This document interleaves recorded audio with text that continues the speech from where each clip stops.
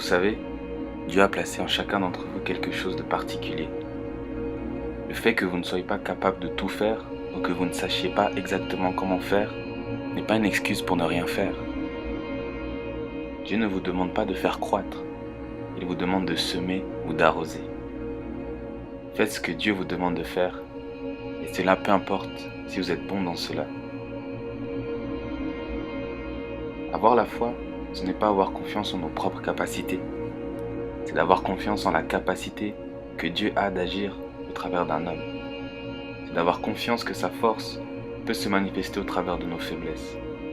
N'est-ce pas qu'il a choisi les choses folles de ce monde pour confondre les sages? N'est-ce pas qu'il a choisi les choses faibles de ce monde pour confondre les fortes? Si tu es faible, alors tu remplis tous les critères pour laisser la puissance de Dieu se manifester au travers de toi. Tout est possible à celui qui croit.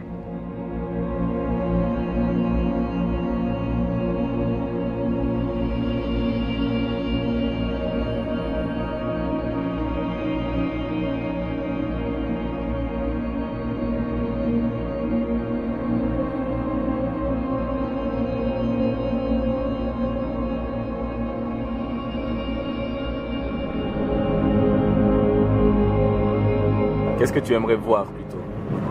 Qu'est-ce que j'aimerais voir? Ce que j'aimerais voir vraiment, c'est la liberté en Jésus dans plein de gens. Yes. Ils se sentent libres, mais pas libres dans un mauvais sens, mais libres qui se sentent penchés, qui ne se sentent pas restreints dans ce qu'ils vivent avec Jésus, justement. Parce qu'il est venu pour nous rendre libres. Exact. Il a déjà enlevé nos chaînes, mais après c'est à nous de prendre conscience qu'elles sont plus là. Yes. Des fois on aime garder nos chaînes. Quand ça nous arrange. Ça nous fait faire qu'on ne sort pas de notre zone de confort. Mais quand on aime les chaînes, c'est un autre monde, C'est ça.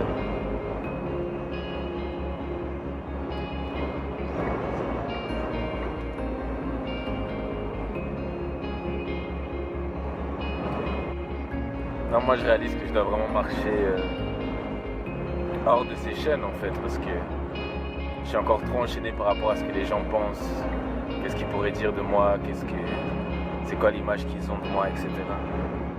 Alors que je devrais pas, je devrais être capable de paraître pour un fou aux yeux du monde.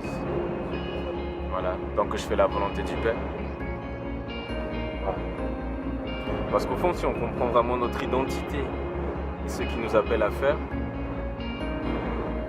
eh ben, il n'y a rien d'autre qui peut entraver ça. Dès que tu comprends ton identité, en fait, il n'y a plus rien qui devrait te stopper. Mais le seul truc qui te stoppe, c'est ta fierté. Parce que, par exemple, comme tu avais dit une fois, là, tu veux prier pour un malade, et on te dit que ça ne marche pas, il n'y a rien qui se passe, et tu commences à être frustré, tu te demandes mais pourquoi ça, pourquoi si. Mais en fait, c'est ta fierté que tu mets devant.